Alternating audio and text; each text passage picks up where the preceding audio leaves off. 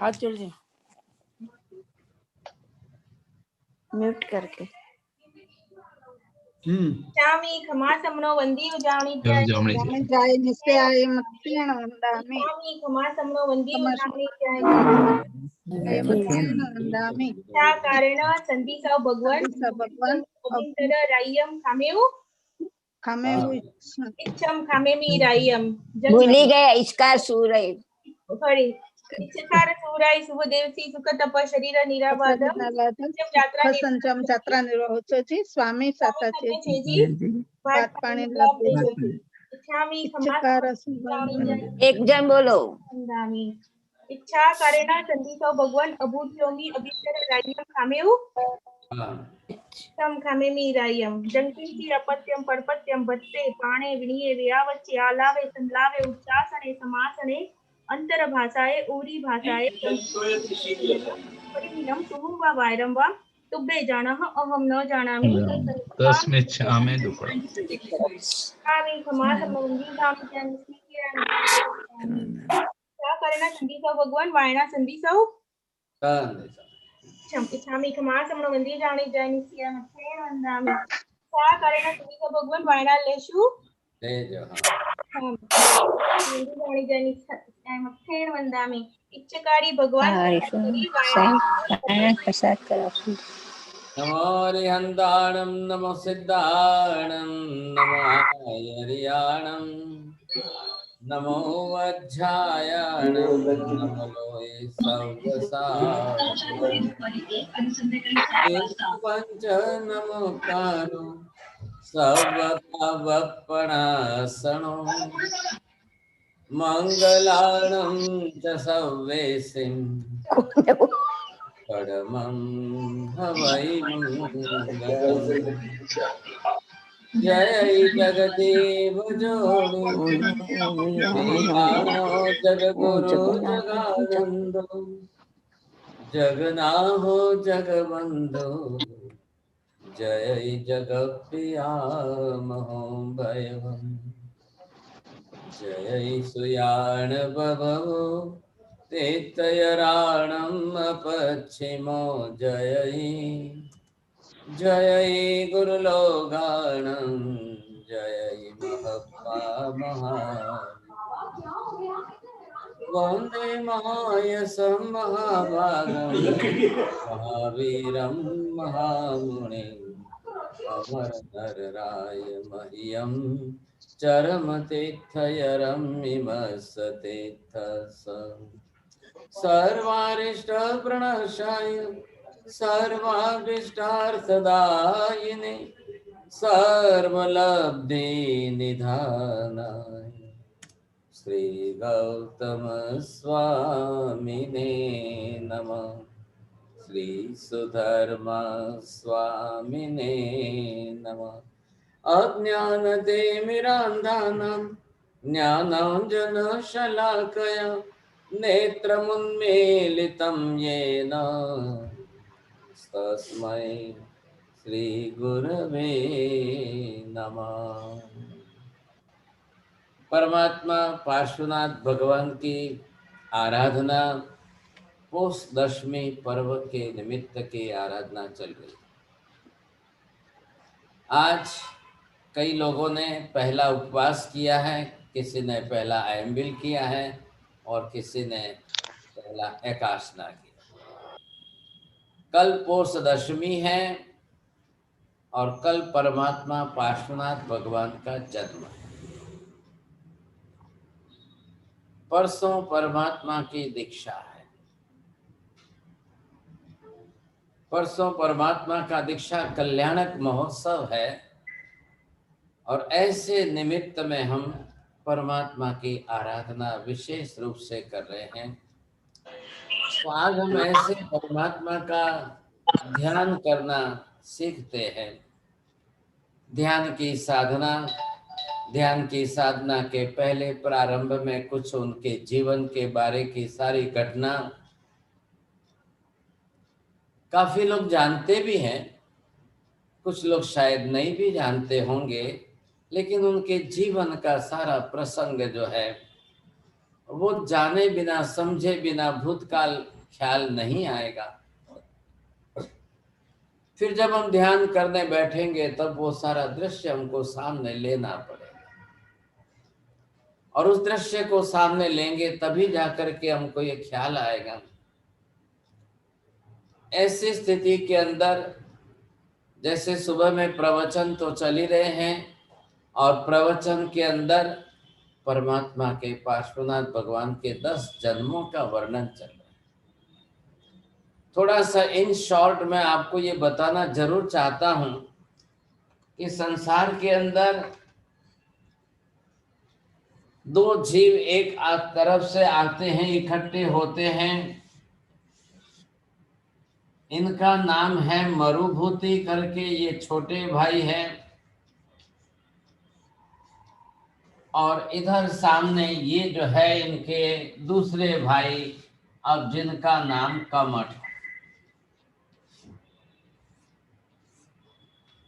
और दोनों एक ही माँ बाप के बेटे हैं। कमठ बड़े भाई साहब हैं, मरुभूति छोटे भाई हैं। लेकिन बड़े भाई कमठ ने छोटे भाई मरुभूति की पत्नी के ऊपर दुराचार किया, परिस्थिति बिगड़ गई।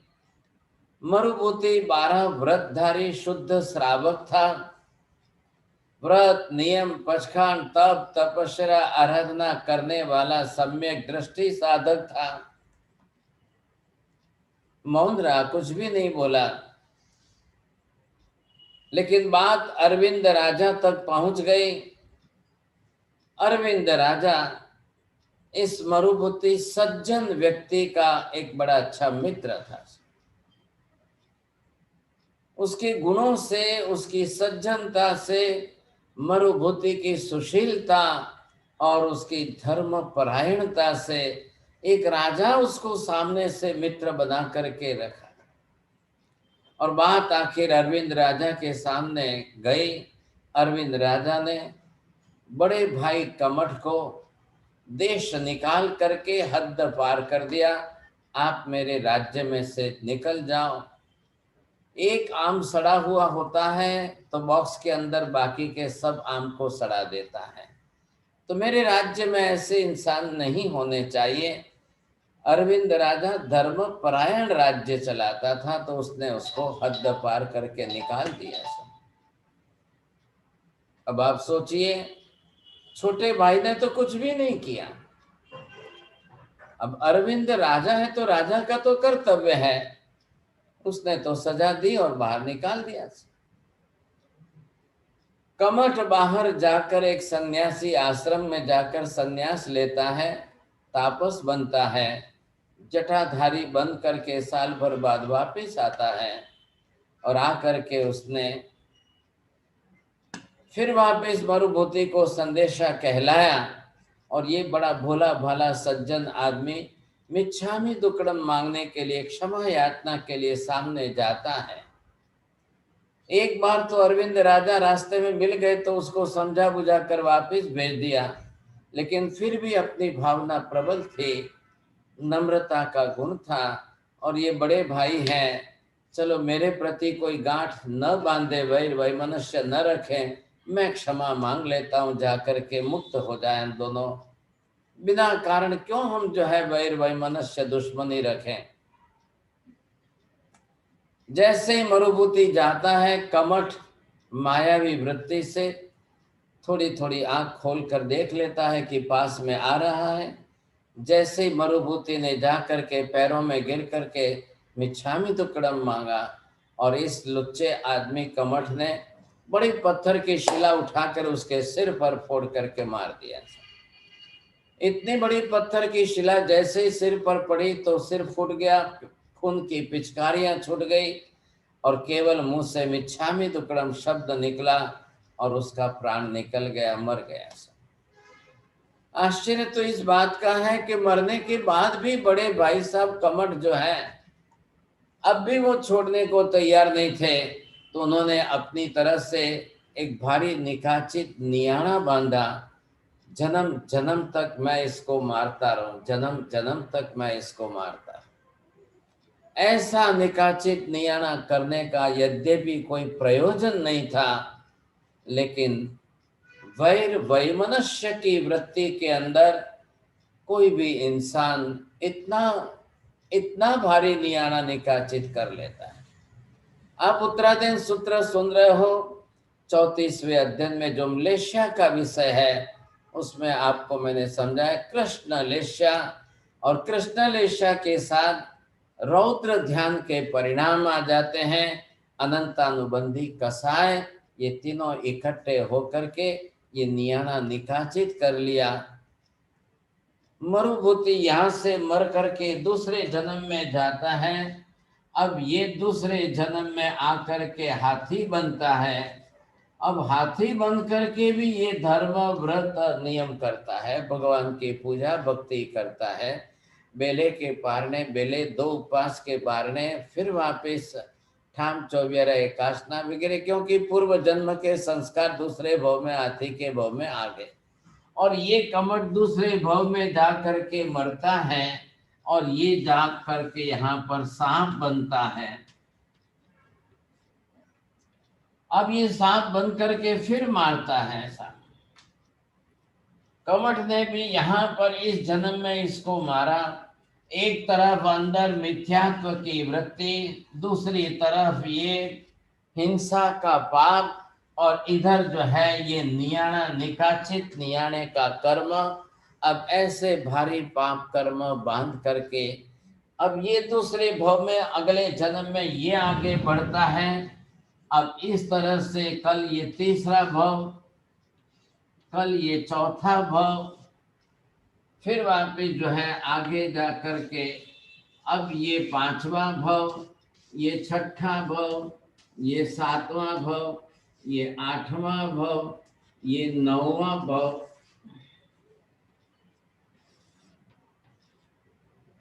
अब आप देखिए यहाँ पर बांधा हुआ कर्म बरोबर साथ में आ रहा है। एक जन्म का ये कर्म ये बरोबर इसके साथ में आ रहे हैं। अब ये कर्म बरोबर साथ में चल रहे हैं। कर्म की प्रकृति है और बरोबर साथ में आ रही है।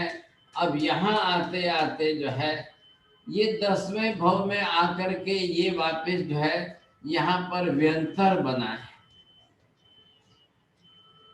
जिसको हम भूत प्रेत बोलते हैं। ये व्यंतर गति में आकर के बना है।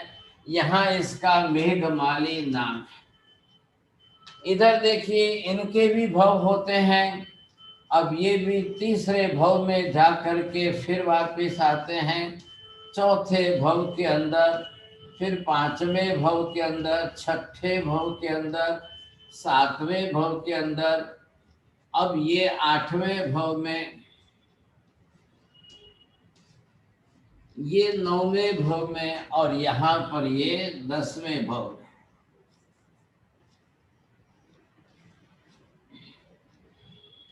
अब ये अपनी तरह से सम्यक दर्शन जो प्राप्त किया, इनके संस्कार और गुण है। अब बरोबर ये दूसरे जन्म में साथ में आ रहे हैं, फिर ये स्वर्ग में जाते हैं, यहाँ पर इनके साथ में इनके कर्म आ रहे हैं।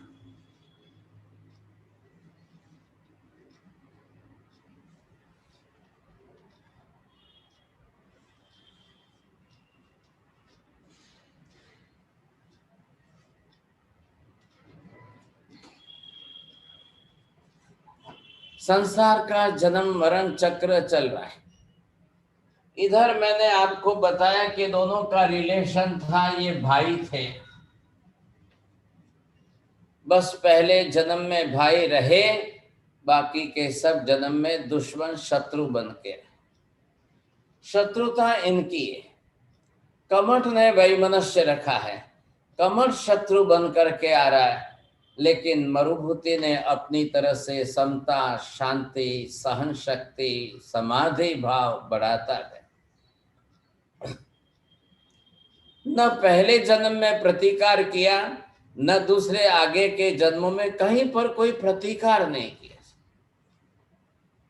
अब आप समझ लो, मरने वाले को कर्म बनते हैं कि मारने वाले को कर्म बनते हैं? आप समझ सकते हो। अगर मरने वाला बड़ी समता शांति में मरता है तो उसकी तो कर्म निद्रा हो रही, लेकिन मारने वाला अगर हिंसक बुद्धि से मारता है तो उसके कर्म बंद हो रहे। तो वो तो कर्म मान करके कहाँ किस जन्म में जाएगा, लेकिन ये जन्म की मरण की परंपरा तो चली एक बार। जैसे संसार का जन्म मरण का चक्र जो चला है, ये भव परंपरा इनकी भारी चलती रही।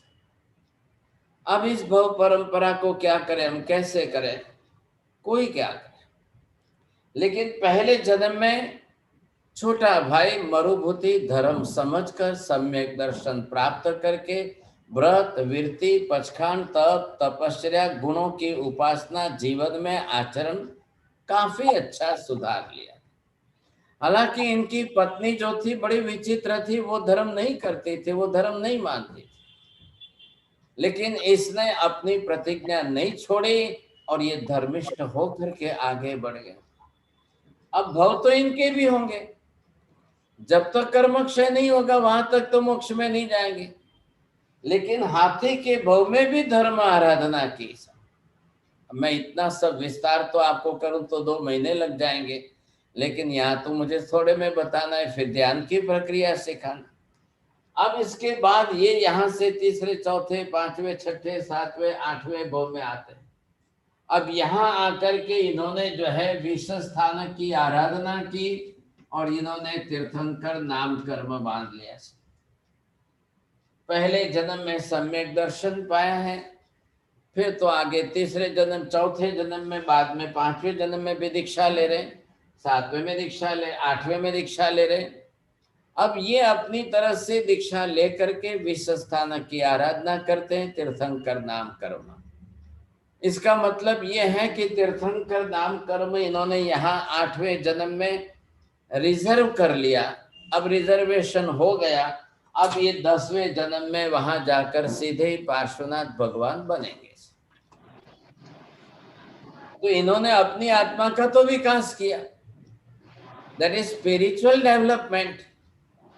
आत्मा तो बहुत ऊंची कक्षा में चली गई, लेकिन ये कमठ जो है बड़े भाई साहब, ये कर्म अपने साथ में लेकर चलते चलते दूसरे भव में सांप बने, फिर तीसरे भव में, फिर चौथे भव में, फिर 5वें भव में, ये अलग अलग जन्म, ये नरक में भी जाएगा, फिर निकल के आएगा तो फिर वही मनुष्य, ये स्वर्ग में जाएंगे मरुभूति छोटे भाई, तब बड़े भाई साहब नरक में जाएंगे। अब जिसकी जो करनी है, जिसकी जैसी करनी है उसको वैसा ही भरना है, लेकिन नरक में जाने के बाद फिर निकल के आता है और ये कर्म की गांठ उसके साथ में है, तो ये भूलने को तैयार है, कर्म की गांठ भूलने को तैयार नहीं है। अब ये आकर के इधर 10वें जन्म के अंदर मेघमाली व्यंतर बनता है, ये 10वें भव में, और इधर ये पार्श्वनाथ भगवान 10वें भव में सब। अब जहां जहां वापिस इनको मिलना है, जिस जन्म में जाकर के वापिस इनको मिलना है, अब कहाँ ये मिलते जाएंगे, कहाँ एक दूसरे के ऊपर ये फिर से वापिस वही मनुष्य की गांठ बांधते हुए फिर ये इनको मारने की कोशिश करेंगे सब। बोलो હવે હું તમને પૂછું કે મરવું સહેલું છે કે મારવું સહેલું છે?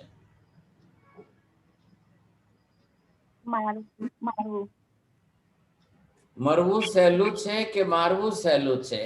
मरना आसान है कि मारना आसान है? मारना ज्यादा अच्छा है कि मरना ज्यादा अच्छा है? मारना मौन से सारे। चलो अब आप ये समझिए कि इन दोनों की ये वैर वैमनस्य की परंपरा चले। थोड़ा सा इधर ब्लैक बोर्ड पर देखिए, ये एक पक्षी चल रहा है, अगर दोनों पक्ष में वैर वैमनस्य होता तो क्या होता? आप सोचो, दोनों पक्ष में होता तो क्या होता? संसार में तो बहुत लोग हैं। अब संबंध तो आपके कोई पति पत्नी है, कोई भाई बहन है, कोई बाप बेटे हैं, कोई माँ बेटी है, और कोई सासू बहू है सब। अब सबके संबंधों में आप देखिए रिलेशन तो आपको अपने अपने को सबको मालूम है कि किसके कैसे रिलेशन है, किसके कैसे रिलेशन। कई बार तो डाइवोर्स हो जाने के बाद भी शांति नहीं है, कई बार नहीं हुआ तो भी शांति नहीं है। अब क्लेश कसाय की आग जो लगी है, तो भगवान ये कह रहे हैं कि अनंतानुबंधी कसाय हो, कृष्ण लेश्या हो, रौद्र ध्यान की परिणति हो, वो इतनी भारी कर्म की गांठ बांधेगा, कई जन्मों तक वो साथ में लेकर जाएगा। अब वो गांठ उसके साथ में ये कर्म आएंगे तो कितने जन्म बिगड़ेंगे सर, कितने जन्म बिगड़ेंगे। अब यहाँ पर आप देखेंगे कि मरुभूति की आत्मा ने एक भी जन्म में कमठ का प्रतिकार नहीं किया, एक भी जन्म में मारने नहीं गए, एक भी जन्म में वापिस उन्होंने कोई क्लेश कसाय करके गांठ नहीं बांधी। अब 10 जन्म हो रहे हैं, अब 10 जन्मों का लाइफ स्पान आयुष्य कर्म का टोटल करो तो अरबों बरस बीत जाएंगे। और हमारे यहाँ तो 10 बरस भी नहीं बीतते हैं, हम तो 10 बरस में दूसरी बार प्रतिकार करते हैं, ईंट का जवाब पत्थर से देते हैं। अब ये हमारी परिस्थिति है सर। तो ये कैसे पॉसिबल कैसे हुआ? ये कितनी समता इन्होंने रखी, कितनी समाधि भाव रखा इन्होंने, कितनी शांति रखी और कितना सहन किया होगा। आप सुशील जी जरा सोच लो, जो सहन करता है उसका नुकसान होता है कि जो सहन नहीं करता है उसका नुकसान होता है? किसका नुकसान होता है भाई साहब? जो सहन नहीं करता, सहन करने वाले का क्या नुकसान हुआ है? किसका नुकसान होता है? लेकिन कई बार हम जब बोलते हैं, अबे मने વધારે नहीं સંભળાવતા, હવે મારાથી વધારે સહન નહીં થાય, હવે હું વધારે સહન નહીં કરી શકું, બસ કરો, ઘણું થયું, હવે વધારે નહીં સંભળાવ। क्यों भाई साहब, क्यों सहन नहीं होता है क्या? संगम के उपसर्ग के सामने भगवान महावीर कितना सहन करते हैं, कितना सहन करते हैं। किसका बिगड़ा? संगम का बिगड़ा, और महावीर की तो नेजरा हुई ऊपर से। लेकिन ये भाई साहब, मैं भी उपदेश देता हूं, लेकिन परिस्थिति आने पर किसी के तीव्र क्रोध के सामने कई बार सहन नहीं भी होता है। बाहर से सहन कर भी लेता हूं, लेकिन अंतर मन के अंदर आर्त ध्यान शुरू हो जाता है। बहुत विकट परिस्थिति है। उपदेश देना में तो मुझे भी अच्छा लगता है, मेरी 52 वर्ष की प्रैक्टिस है, तो उपदेश देना मुझे बड़ा अच्छा लगता है। लेकिन जब मेरे ऊपर बीतती है तब सहन करने में मुझे भी तकलीफ होती है। तो मैं दृष्टांत ये मरुभूति का लो नहीं, कोई सामने कमर जैसा हो तो मुझे भूल से भी अपने भावी भव तो नहीं बिगाड़ने, भव तो नहीं बिगाड़ने। मरुभूति को चिंता है, वो सम्यक दृष्टि है तो उसको आत्म चिंता है। जो मिथ्यात्व है उसको कभी आत्मा का विचार भी नहीं है, आत्मा की इच्छा भी नहीं है, आत्मा का चिंतन भी नहीं है। वो आत्मा के गुण के साथ नहीं जीता है, वो मात्र कर्म के साथ ही जीवन जीता है, उसको अपने स्वभाव से ही जीवन जीना है। अब वो तो अपना संसार बिगाड़ेगा ही बिगाड़ेगा, लेकिन हम क्यों उसके कारण हमारा संसार बिगाड़े? किसी के कारण मैं मेरे भव क्यों बिगाड़ूं? और कोई अगर मेरे प्रति वैर वैमनस्य की गांठ बांध करके साथ में लेकर आया भी है, वो मारना भी चाहता है, तो मुझे मरना भी मंजूर है, लेकिन भव बिगाड़ना मंजूर नहीं है सर। क्यों भव बिगाड़ो, क्यों भव बिगाड़ो? ये अगर हम एक बार सोच लें, आप निर्णय कर लो, मन में मानसिक निश्चय कर लो, अपनी आत्मा का भविष्य देखो, वर्तमान में भविष्य का विचार करते हुए मुझे भविष्य बिगाड़ना नहीं है, सुधारना है। न मुझे कर्म बांधना है, न वैर जहर की गांठ बांधनी है, न भावी जन्मों में फिर इनके साथ मुझे इस द्वेष को बदलना, कुछ भी नहीं करना। मैं बचकर चलना चाहता। आप अपने संकल्प से ही अपना भविष्य बदल सकोगे, आप ध्यान रखिए। लेकिन ये भी होने वाला है, आपकी समता को कोई कमजोरी समझेगा, आपकी नम्रता को कोई कमजोरी समझेगा, आपकी नम्रता और ज्यादा होगी तो दूसरा और आपके सिर पर चढ़ेगा साहब। ये होने ही वाला है, चाहे आपसे छोटा हो, चाहे आपसे जो भी हो, लेकिन वो आपकी कमजोरी का और फायदा उठाएगा। लेकिन हमें आत्मलक्षी बनना है, किसी की तरह से कर्मलक्षी नहीं बनना है। कोई कर्म बांधे तो हमें कर्म नहीं बांधना है, वो कैसे भी कर्म बांधे तो मुझे भविष्य के भावी भव और नहीं बिगाड़ना है। अब मैं आपको ये कहता हूँ, ये दोनों भाई साहब परस्पर एक दूसरे पर वैमनस्य की वृत्ति में तुले होते, ये इसको मारने को फिर ये इसको मारने को, तो 1000 भव में भी इनका अंत नहीं आता, 1000 जन्मों में भी इसका अंत नहीं आता। अच्छा क्या है, एक पक्षी है, एक तरफ से कमट द्वेष दुश्मनी रख रहा है, लेकिन मरुभूति अपनी तरफ से शांति समता समाधि रखता है। इसका परिणाम है कि छोटे भाई साहब मरुभूति 10वें जन्म में पार्श्वनाथ भगवान बनकर मोक्ष में चले गए, नहीं तो नहीं जाते। ये भी कमट की तरह से मारने में तुल जाते, ये भी गांठ बांध लेते, ये भी सोचते मैं भी नहीं छोड़ूंगा, मैं भी नहीं छोड़ूंगा, ये एक मारेंगे तो मैं 2 मारूंगा, ये 2 मारेंगे तो मैं 4 मारूंगा, ये ईंट मारेंगे तो मैं पत्थर दूंगा, ये गोली मारेंगे तो मैं गोला मारूं। तो भाई साहब 1000 जन्म तक इनका वही मनुष्य चलता, जो संसार में हम आए दिन रोज देख रहे हैं, सबका देख रहे हैं।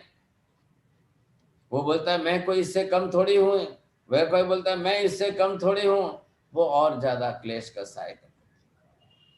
बहुत बड़ी मुश्किल बात है, बड़ा बस संसार इसी का नाम। सम्यक दृष्टि जीव का लक्षण है, भव भीरु है, संसार भीरु है, कर्म भीरु है, पाप भीरु है। भीरु मतलब डरने वाला, वो कर्म से डरता है वो सम्यक दृष्टि है, पाप से डरता है वो सम्यक दृष्टि है, भव से डरता है वो सम्यक दृष्टि है। ये सम्यक दृष्टि के सिम्टम्स है, लक्षण है। और जिसको कर्म की कोई चिंता नहीं, कोई भविष्य की चिंता नहीं, कोई भावी की कोई चिंता नहीं, चलो અત્યારે मारे ने मारी नाखों ने, देखा जाएगा कल क्या होगा, देख लेंगे, चलो। उसके पास लंबी दृष्टि नहीं है, उसके पास दीर्घ दृष्टि नहीं है।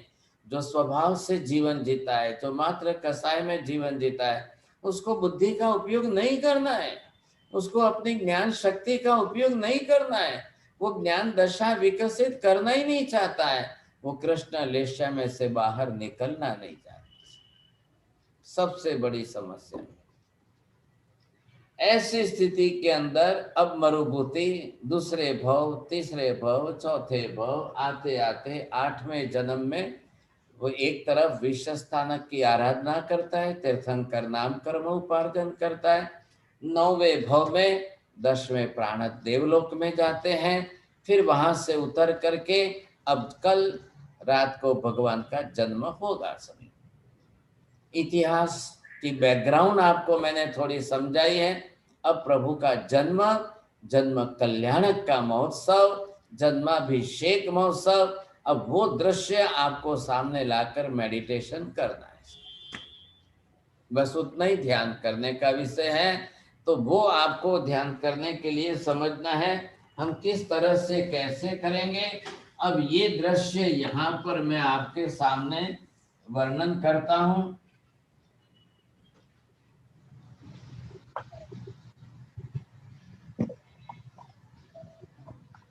जन्म कल्याणक नो मेरु पर्वत पर अभिषेक नो फोटो देखाड़ो।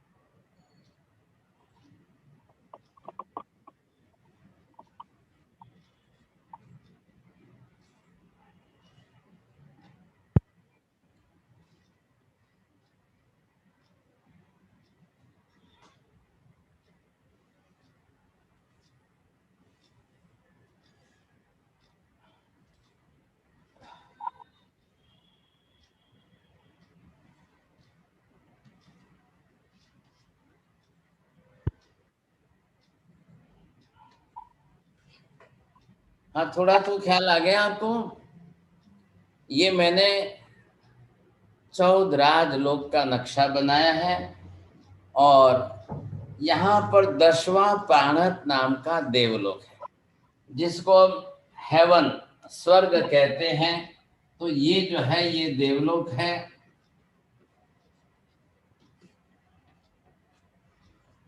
अब यहाँ 9वें जन्म में पार्श्वनाथ भगवान की आत्मा है। ये यहाँ पर उनका 9वां जन्म है और उधर ही महावीर स्वामी की आत्मा भी है। ऐसा महावीर स्वामी 26वें जन्म में उधर 10वें देवलोक में है और ये पार्श्वनाथ भगवान की आत्मा 9वें जन्म में वहां पर देवलोक में है। अब बहुत बड़ा देवलोक है, एक तरफ ये भी है वहां पर, एक तरफ ये भी है। बहुत बड़ा आयुष्य है उनका, 20 सागरोपम का आयुष्य है, बहुत लंबा आयुष्य। तो आप सोचिए इतने लंबे टाइम काल के अंदर कभी मिले तो होंगे ना एक दूसरे को, जब एक ही देवलोक में रह रहे हैं सब। आप अगर वहां पर वॉशिंगटन में है तो मिलते होंगे, कोई वहां पर यूएस में जहां पर है तो एक दूसरे को कभी ना कभी मिलते होंगे। तो ये भी अपनी तरफ से है। अब इनके दो के बीच में 250 बरस का गैप है। तो पार्श्वनाथ भगवान जो है वो पहले आएंगे और उनके मोक्ष में जाने के 250 बरस के बाद महावीर स्वामी का जन्म होने वाला है।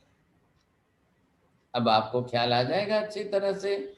तो ये जो है पार्श्वनाथ भगवान की आत्मा, अब इनको भी वहां से अपना आयुष्य जैसे पूर्ण होता है तो उनको उतरना ही है। सब अवतरण तो होगा स्वर्ग में, क्योंकि स्वर्ग में कोई भगवान नहीं होता। ऐसा आपको भगवान जिस किसी को भी होना है यहाँ मनुष्य लोक में होंगे। ये मनुष्य क्षेत्र है, जम्बू द्वीप है और ये जम्बू द्वीप के अंदर ये बीच के मेरू पर्वत है यहाँ पर, और यहाँ पर जो है ये भरत क्षेत्र है हमारा और यहाँ भगवान का जन्म होने वाला है। तो परमात्मा का ये दृश्य है। आपको मेडिटेशन में ये सामने देखना है, इसलिए पहले समझ करके लीजिए कि यहाँ से पार्श्वनाथ भगवान की आत्मा का अवतरण होगा। जब ये यहाँ से उतर करके यहाँ पर आएंगे तब यहाँ बनारस के अंदर अश्वसेन राजा का राज दरबार है, राज्य चल रहा है।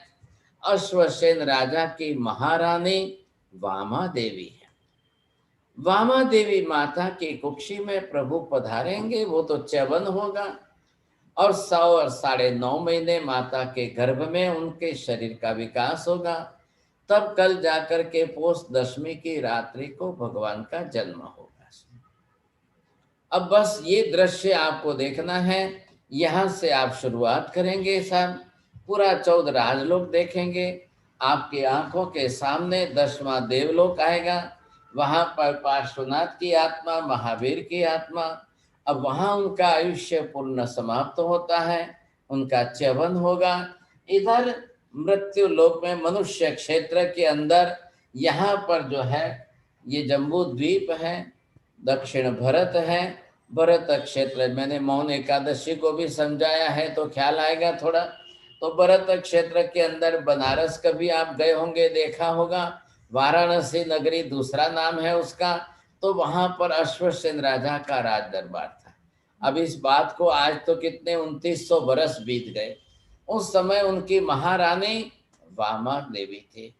तो जब भगवान अपनी तरफ से माता जी की कुक्षी में आए हैं, भगवान माता की कुक्षी में 9.5 महीने का काल बिताते हैं। अब कल सबसे बड़ा पवित्र दिन पोष दशमी का आएगा। माता जी बिल्कुल आनंद चित्त है, बड़ी प्रसन्न चित्त है, प्रफुल्लित हृदय वाले हैं। अब राज रानी महारानी है, कोई रत्ती भर दुख तो है नहीं, कोई तकलीफ नहीं, कोई पीड़ा नहीं, कोई बाधा नहीं, कोई मानसिक टेंशन नहीं, कोई स्ट्रेस नहीं, बड़ा आनंद ही आनंद है। क्यों आनंद है साहब? च्यवन के समय जब स्वप्न लक्षण पाठकों ने ये प्रकट कर दिए बात कि आप तो तीर्थंकर की माता, क्योंकि 14 स्वप्न आए थे और उन 14 स्वप्नों से ये निश्चित हो गया थे आप तो बहुत बड़े महान तीर्थंकर को जन्म देने वाले। तो ये सुना तो है, समझा तो है, तो आनंद कितना है साहब, और बिल्कुल ही कोई तकलीफ नहीं। और मध्य रात्रि के अंदर आप ये समझिए प्रभात काल के समय में, या मध्य रात्रि मतलब 12 बजे के बाद का समय जो आता है, अब भगवान का जब जन्म होने का प्रसंग आएगा, तो ये आपको यहाँ पर जो है दृश्य है ये च्यवन का। अब भगवान माता के गर्भ में आए हैं और माता जी वामा देवी जो है यहाँ पलंग पर सोई हुई है, और ये देखिए आप 14 स्वप्न आ रहे हैं। एक एक स्वप्न आते आते माता जी को जो है बड़ी प्रसन्नता होती है, क्योंकि जिंदगी में कभी नहीं देखे इतने प्रबल स्वप्न जब माता जी को देखने के लिए मिल रहे हैं, बड़ा आनंद होता है, स्वाभाविक है। और ये दृश्य भी है। कभी हम भी ऐसे भाव रखें, जब भी स्त्री जन्म मिले तो कम से कम भगवान को जन्म देने का मौका तो मिले सा। अब देखिए स्त्री जन्म या पुरुष जन्म, ये तो कर्म के अधीन शरीर है, ये तो हर जन्म में मिलता ही मिलता है सबको। कभी कोई स्त्री बनेंगे, कभी कोई पुरुष शरीरधारी बनेंगे, ये तो होना ही है। लेकिन कभी ऐसा मौका मिल जाए कि हमको स्त्री जन्म मिले और परमात्मा को जन्म देने के कारण प्रभु की माता बनने का सौभाग्य प्राप्त हो जाए, इतनी बड़ी उपलब्धि तो बहुत बड़ी होती है, क्योंकि भगवान की माता का नाम भी तो अमर रहेगा ना। इसलिए ये भी एक बड़ा दृश्य है। तो जब भगवान का जन्म होगा सा, अब परमात्मा का जन्म होगा तो स्वयं इंद्र महाराज आएंगे। इंद्र महाराज आकर के वो भी अपने 5 रूप करेंगे सा। इंद्र के मन में सम्यक दर्शन की भक्ति है तो वो दूसरे और किसी पर विश्वास नहीं करेंगे। क्या मालूम कल कोई भगवान को संभाले कि न संभाले, क्या मालूम कोई कौन मन में कैसी नीयत रख करके आए और भगवान को कोई थोड़ी सी तकलीफ पहुंचा दे, तो क्योंकि भगवान तो आज के जन्मे हुए हैं। और इंद्र महाराज माता जी को अवस्वापिनी निद्रा देंगे, माता जी को वंदन करेंगे, माता जी की आज्ञा लेंगे और प्रभु जी को मेरु पर्वत पर ले जाकर के भगवान का अभिषेक करना है। तो अब यहाँ से ये इंद्र महाराज अपने खुद के 5 रूप के, जरा देखो आप इसके अंदर, आप पीछे एक इंद्र ने तो छत्र धारण किया है कि भगवान के ऊपर धूप न गिरे। इधर देखो 2 जने हैं राइट में लेफ्ट में, दोनों ने चामर लिया हाथ में, दोनों चमर धारण करके भगवान के ऊपर जो है हवा डाल रहे हैं। एक में तो इंद्र महाराज ने अपने हाथ में गोद में लिया है भगवान को, और 5वें एक तो आगे वज्र लेकर डांस कर रहे हैं, नाच कर रहे हैं, और थोड़ा सा वो उनके हाथ में वज्र एक खिलौना जैसा है तो वो नचा रहे हैं ताकि भगवान को आनंद आए।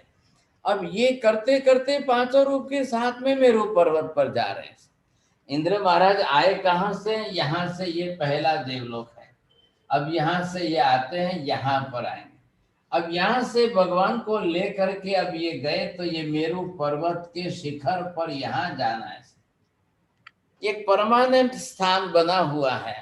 अब वहां जा करके, क्योंकि एक ऐसा पवित्र स्थान है, न मनुष्य आते हैं, न पशु पक्षी आते हैं, न देवलोक के देवता आते हैं, तो ये बहुत अलग से स्थान है, कोई रहता ही नहीं, निर्जन स्थान है। तो यहाँ ला करके इंद्र महाराज जो है अपनी गोद में भगवान को लेकर के बैठेंगे, और पहले ही अपने एक जो है सेवक है उसको, हरिणेक मेसी नाम है, उसको बोल दिया भैया आप अनाउंसमेंट कर दो पूरे देवलोक के अंदर, जिनको आना है वो अभिषेक के ऊपर आ सकते हैं। तो पूरे देवलोक में वहां अनाउंसमेंट करते हैं, सुघोष आदे घंट नादे घोषणा सुर में करे, सभी देवी देवता आवजो जिन जन्म मोह। तो वो सबको अनाउंसमेंट करके बुलाते, भाई जिनको आना है। अब इनमें सम्यक दर्शन की श्रद्धा वाले जो हैं वही आएंगे, मेन तो सब तो नहीं आ सकते हैं। तो जिनको भी आना है वो सब यहाँ पहुंचेंगे, मेरु पर्वत पर आएंगे और सब आकर के भगवान का अभिषेक करेंगे सा। अब ये अभिषेक इतने बड़े अभिषेक है, बहुत बड़े प्रमाण में है, और सभी देवता अपने हाथों में कलश लेकर के आते। कलश के अंदर गंगा जल पद्मद्र से शुद्ध जल भर के लाते हैं, उनके कलश भी बहुत बड़े बड़े होते हैं, और ये ला करके सब भगवान का अभिषेक करते हैं साहब।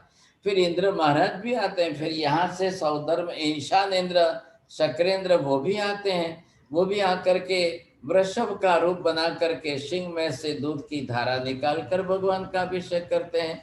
ये परमानेंट सिस्टम है ऐसा।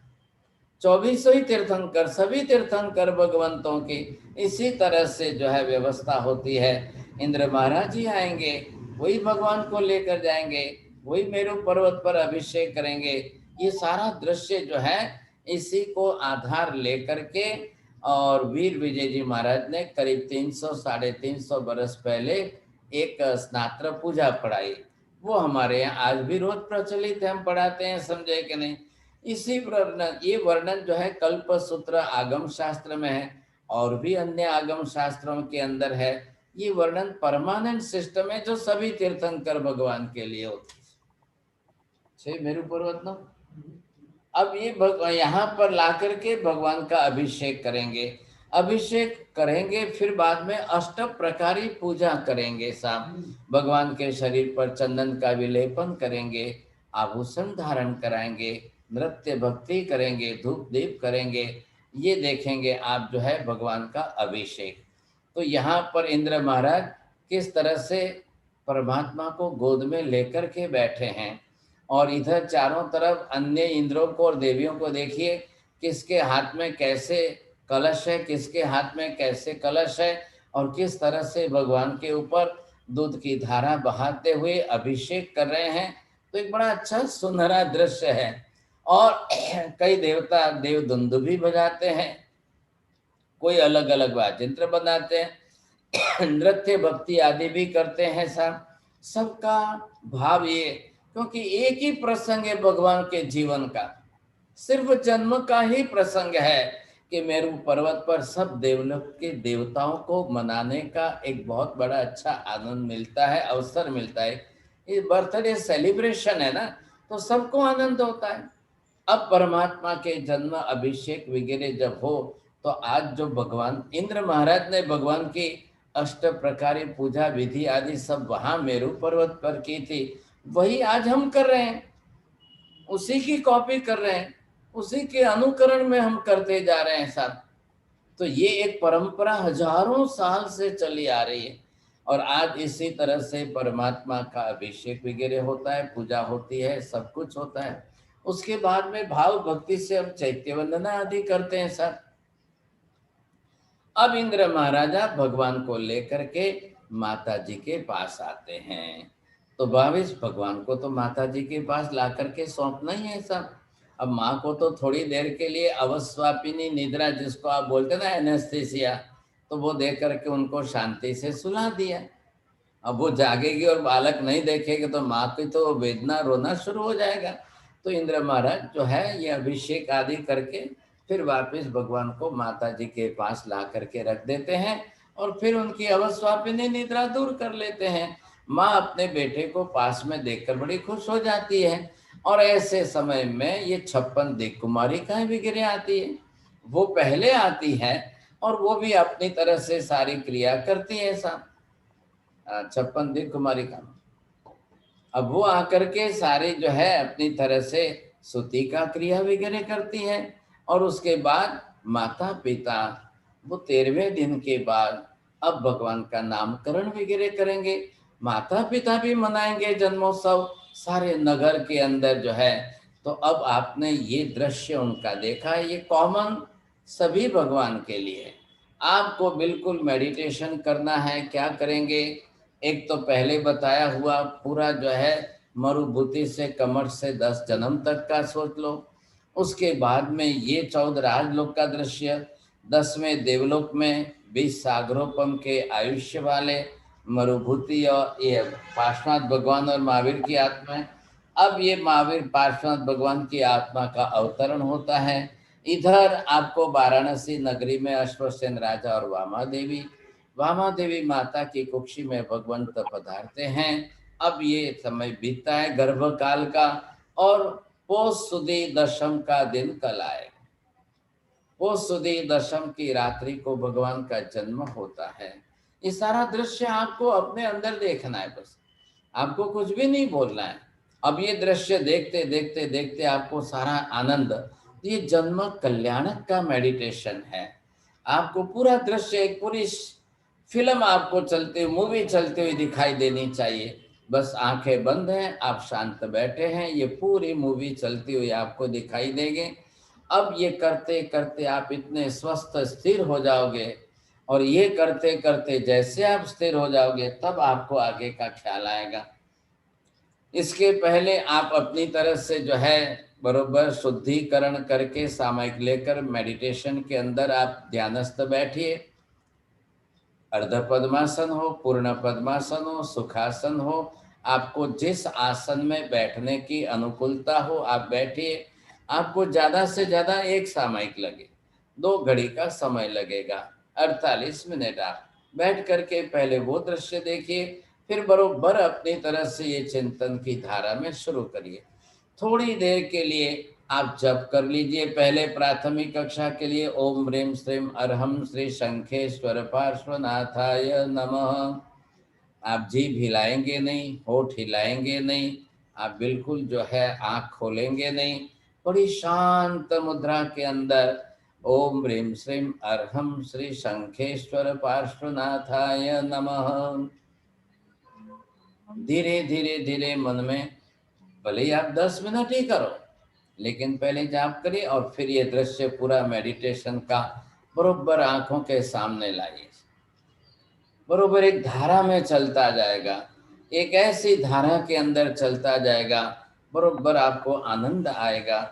और इस प्रसंग को देखते भगवान के जन्म कल्याण, फिर कभी अपने आप को देख लो, मैं भी इंद्र बना, मैंने भी भगवान का अभिषेक किया, बड़ा आनंद आएगा आपको। ओहो, ऐसा आनंद आएगा कि परमात्मा का जन्म कल्याणक और मुझे भी मेरू पर्वत पर इंद्र बन करके भगवान का अभिषेक करने का मौका मिल गया। साहब, ये दृश्य आप देख सकते हो। बिजू आगल से छकुंदी कुमारी, हाँ, अब ये पूरा आपको ध्यान में लाना है, ख्याल है, पूरा दृश्य चलेगा तो क्या होगा कि एक भगवान के जीवन का प्रसंग आए। अब आपको फालतू दूसरे विचार ही नहीं आएंगे, कोई इधर उधर का विचार नहीं आएगा। आपको जब आपका पूरा हो जाए ध्यान, फिर आप देख लो कि सामयिक का टाइम पूरा हो गया या नहीं हुआ है, थोड़ा बचा है तो फिर वापस जप कर लो थोड़ा सा, फिर जप कर लेंगे तो आपको और अच्छा आनंद आएगा। लेकिन 1-2 घड़ी की सामयिक बड़ी शांति से आपकी हो जाए और ध्यान के साथ हो जाए, जाप के साथ हो जाए, परमात्मा का स्मरण हो जाए, और ये तो मानस पटल पर ये चित्र की तरह से आता ही जाए, आता ही जाए। लग रहा है आपको, हो सकता है कि नहीं? बरोबर है? हाँ, अब मैं आपको थोड़ा सा समय देता हूँ, आप जानना चाहते तो पूछ लो कुछ, तो आपको और क्लैरिफिकेशन कर लो। अब आप बोलोगे ऐसा करना है, वैसा करना है, क्या करना है, ये सब्जेक्ट है, आप इसी सब्जेक्ट पर बरोबर धारा में बहाइए, आपको दूसरे विचार नहीं आएंगे, कुछ भी नहीं आएगा बस। हाँ साहब बोलिए, अब आप किसको प्रश्न पूछना है?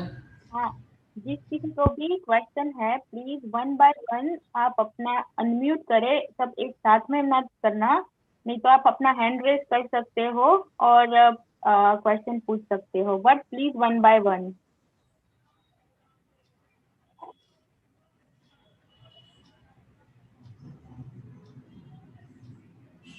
हाँ, एक के बाद एक अनम्यूट करके अपना क्वेश्चन पूछ सकते हो।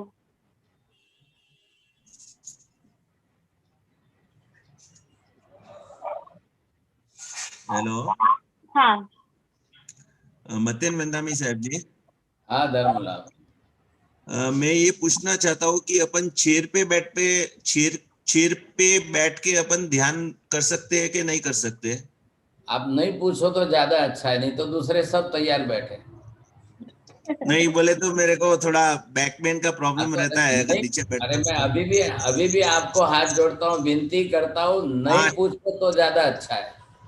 ठीक है अपने सर जी। पर्सनल के लिए 2 बार रिपीट करोगे, 3 बार करोगे, सबके लिए क्यों करते हो? अपनी ठीक है सर। कमजोरी को दूसरों के लिए सामने मत रखो। ठीक है, ठीक जिसको है। जिसको जिस तरह से जो करना है। अब शरीर का विस्मरण है, आत्मा का स्मरण। अब शरीर को भूलना ही है। आप ये मत सोचिए, समझेगा नहीं कोई પણ પૂછવામાં જરાક પોતાની નબળાઈને બધાની સામે नहीं રજૂ करता। जिसको जिस तरह से जैसे करना है करो, ध्यान करना आपका विषय है। बस सब्जेक्ट के बारे में पूछो ना, कम से कम। મથેણ મંદામી મહારાજ સાહેબ, તો આજે 3 દિવસમાં કઈ કઈ નવકાર વાળી ગણવાની એ કહેશો? હા, એ જે છે ને એલ્સાબેન ને કો તમને બધાને મોકલાવી દીધું છે। તો લિસ્ટમાં મેં મંત્ર લખ્યો છે। શોર્ટમાં શોર્ટ નાનું મંત્ર છે, ઓમ રીમ શ્રી શંખેશ્વર પાર્શ્વનાથાય નમઃ।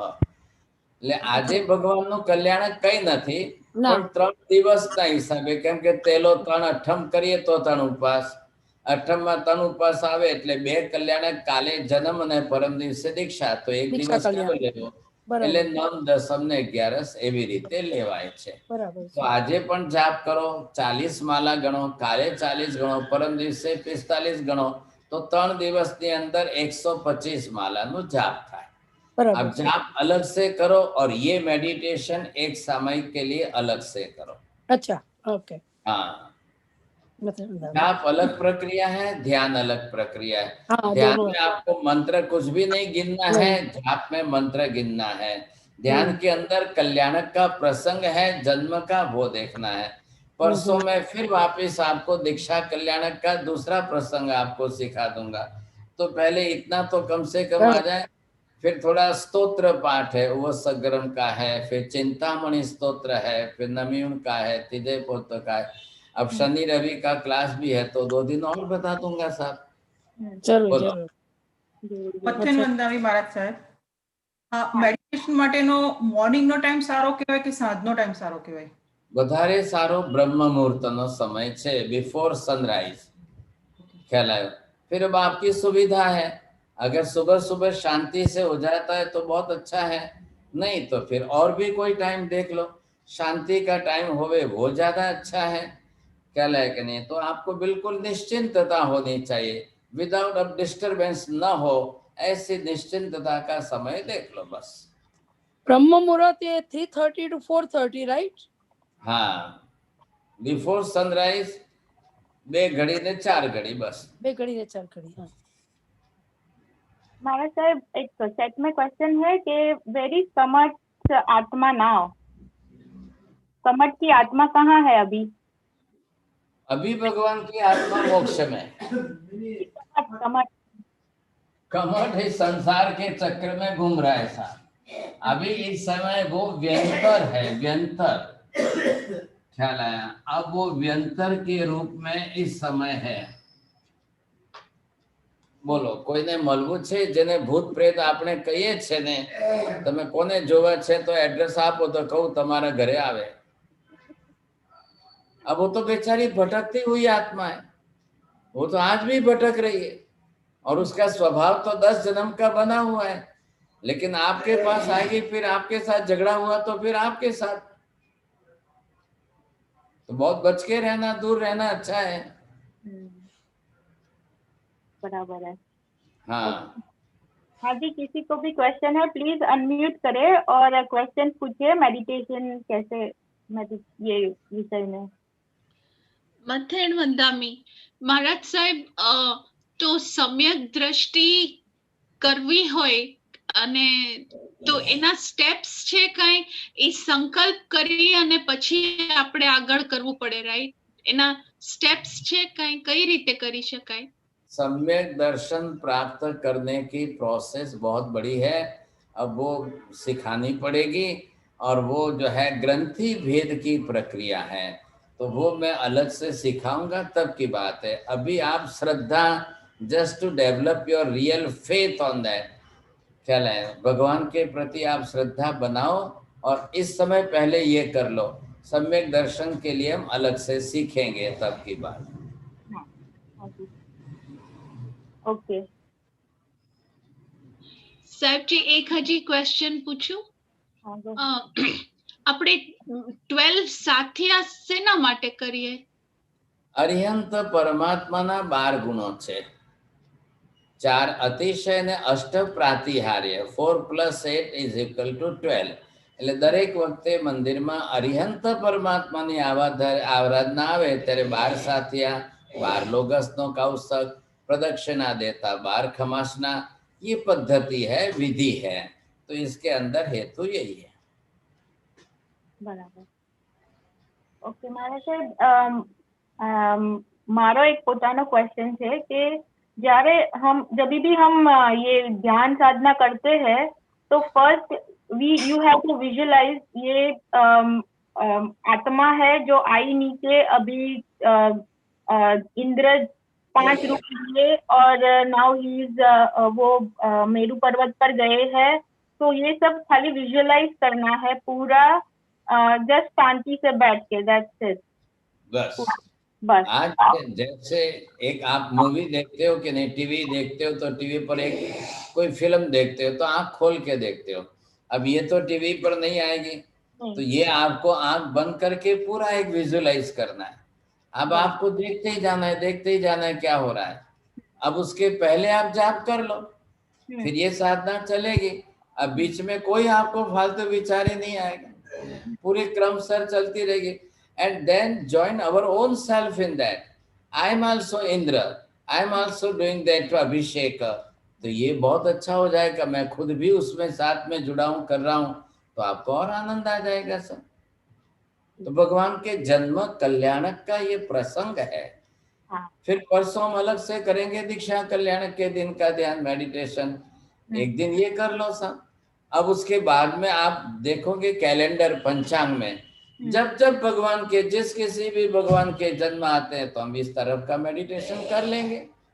बस फर्क क्या है, जीवन के प्रसंग माता पिता अलग आएंगे, प्रसंग जीवन के अलग आएंगे, और कोई फर्क नहीं आएगा. सिस्टम वही है परमानेंट. બોલો સાહેબ.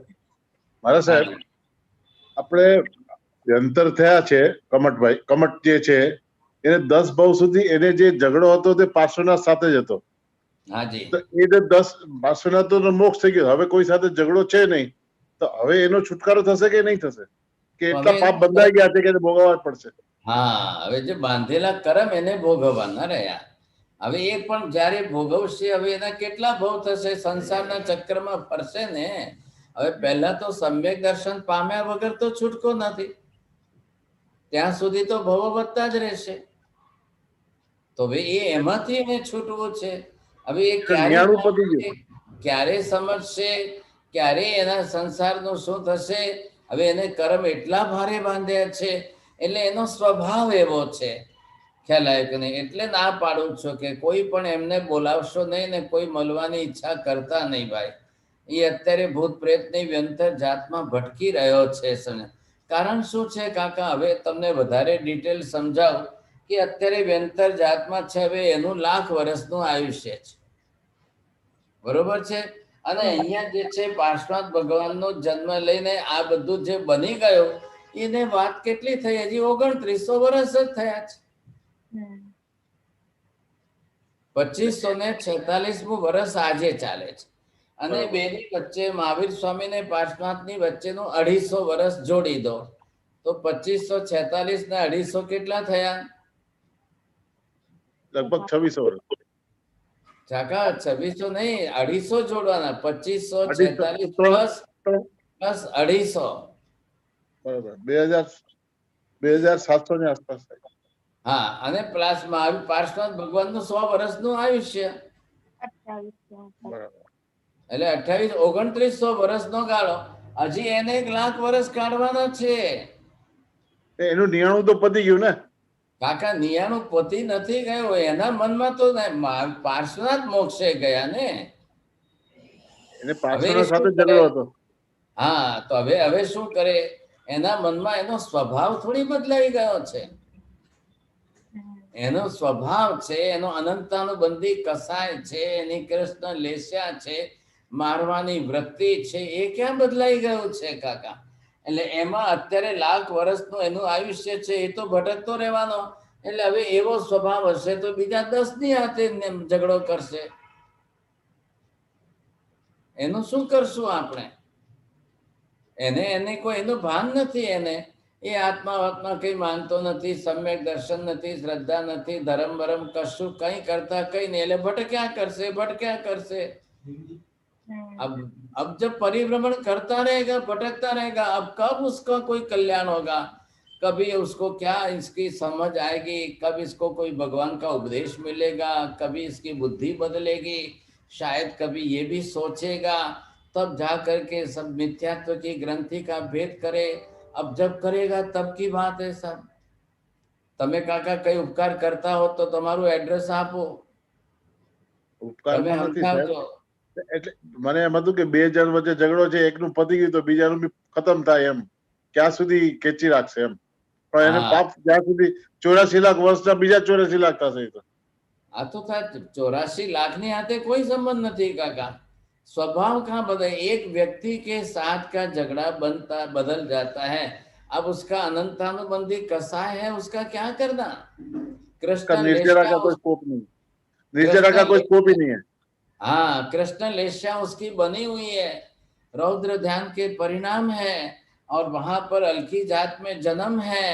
अब ऐसी स्थिति में उसकी जो स्वभाव की धारा है उसका क्या करना? बहुत बड़ा मुश्किल काम है साहब. એટલે બને એટલું બચીને રહેવું. આપણે તો પાર્શ્વનાથની આરાધના કરવાની છે. આવા લોકોથી તો બહુ દૂર રહેવાનું છે. અને એકલો કમઠ જ એવું વ્યંતરા મેઘમાલી એકલો જ છે એવું નહીં, હજારો લાખો છે આજે. कैसे बचेंगे हम? हमारे भी जीवन में ऐसे मिल जाते हैं, बस कमठ नाम नहीं है, दूसरे नाम है, बस फर्क तो इतना ही है ना. अब हमको तो किसी के स्वभाव को देखना है, अब उसकी क्लेश कसाय की परिणति के सामने देखना है. हमको किसी नाम से कोई मतलब नहीं. हमारे भी आसपास ऐसे लोग हैं, अब कैसे बचेंगे साहब? बचना बहुत जरूरी है. हम इनका ध्यान करें पार्श्वनाथ भगवान के, और अपने अंतर आत्मा में ऐसे भाव लाएं कि हमारा स्वभाव सुधर जाए, कसाय की परिणति हमारी घट जाए, राग द्वेष की कलह की वृत्ति नष्ट हो जाए. बस ये जरूरी है, इसको धर्म कहते हैं. हाँ, मारा जे क्वेश्चन છે મારે. હા, આપણે પાર્શ્વનાથ ભગવાને એમના 8મા ભાવમાં 20 સ્થાનકની આરાધના કરી હતી. તમે કહ્યું કે એને રિઝર્વેશન થઈ ગયું એમનું તીર્થંકર નામનું. તો આપણે કરીએ તો આપણે રિઝર્વેશન થઈ જાય તીર્થંકર માટે? હા, થઈ જાય. તમે થઈ ગયું? તમારે 20 સ્થાનક થઈ ગયું છે? ના, બાકી જ અધૂરું છે. હા, તો પૂરું કરી લો. હા, પૂરું કરી લો એટલે થઈ જશે. હા, 15 થઈ છે, 5 બાકી છે. હાથે હાથે સવી જીવ કરો શાસન રસીની ભાવના પણ ગુડજો. જગતના સર્વ જીવોનું કલ્યાણ થાવ, જગતના સર્વ જીવોનું હું કલ્યાણ કરું. જો હોવે મુજ શક્તિ સી સવી જીવ કરું શાસન રસે. એ પણ ગુડજો એટલે જલ્દી થઈ જશો. હા, ઓકે. હા, બસ આશીર્વાદ આપો. હા, એક તો સારું તો એક તીર્થંકરની આત્મા આપણને મળી ગઈ. ના, તમે बहुत दूर છે, तो बहुत दूर છે भरत जी. है कि उपसग्रम के जाप कर सकते हैं? जरूर करिए. आप तीनों दिन उपसग्रम का जाप करिए, और उपसग्रम के अंदर एक छोटा मंत्र है, वो भी मैं आपको परसों बताऊंगा, उसका भी कर सकते हो. आप तीनों दिन कर सकते हो, रोज कर सकते हो. ये दिन तो एक्स्ट्रा ऑर्डिनरी है, तो भगवान का ही जन्म कल्याण का इस दिन में करे तो और भी ज्यादा. अदरवाइज आप 365 दिन 12 ही महीने कर सकते हैं. और एक क्वेश्चन है कि व्हाट इज 20 स्थानक? अब वो अलग विषय लो. ओके. 20 स्थानक का विषय अलग लेंगे, उसके डायग्राम चित्र आपको दिखाएंगे, उससे आपको पता चलेगा. Okay okay okay. तो अभी जयश्री शाह जी. Yes. हाँ, गो. आपने अपना क्वेश्चन पूछ लिया? Yeah. I'm gonna start again. So महाराज साहेब, ઉપસગ્રમ સ્તોત્રના પાઠ કરવા માટેનું એવી કોઈ વિધિ છે કે એને એની ટાઈમ કરી શકાય? કોઈ પણ ટાઈમે થાય? ટાઈમનો કોઈ પ્રશ્ન નથી.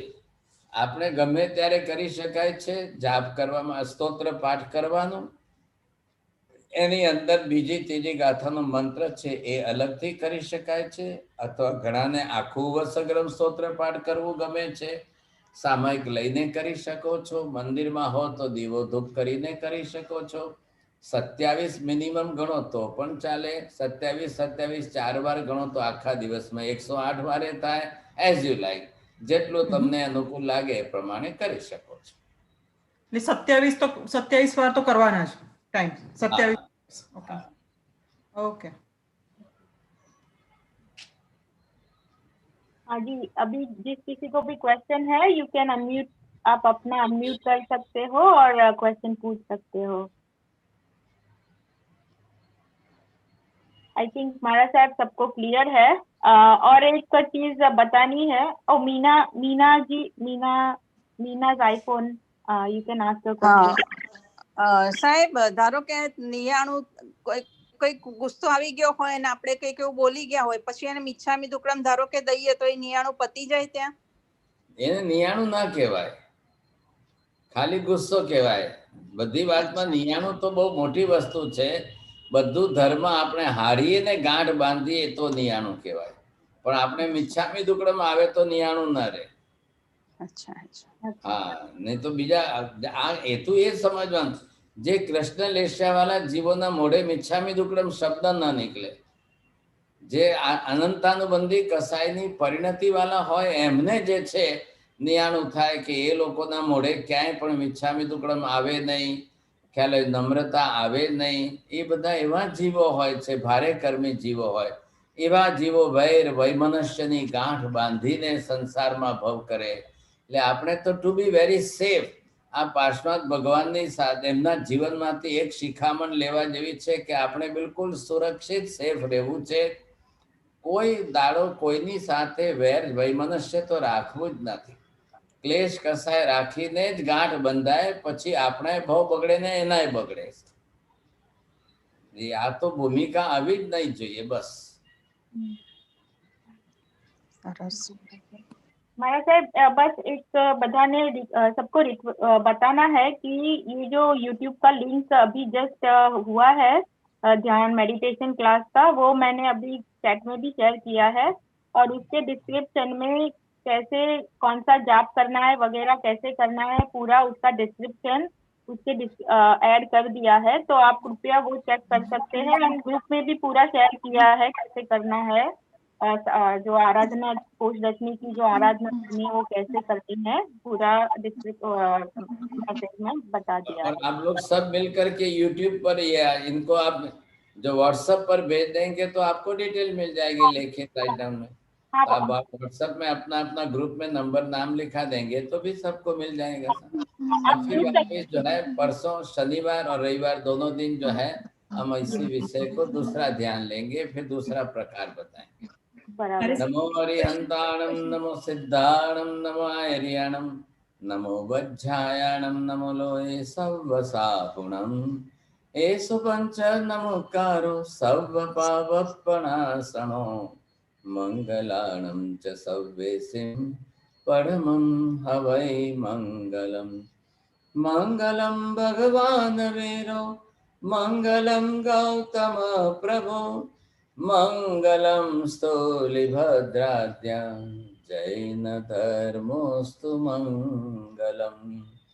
चत्वारि मंगलम् अरिहंता मंगलम् सिद्धा मंगलम् साहु मंगलम् केवले पन्नतो धम्मो मंगलम्.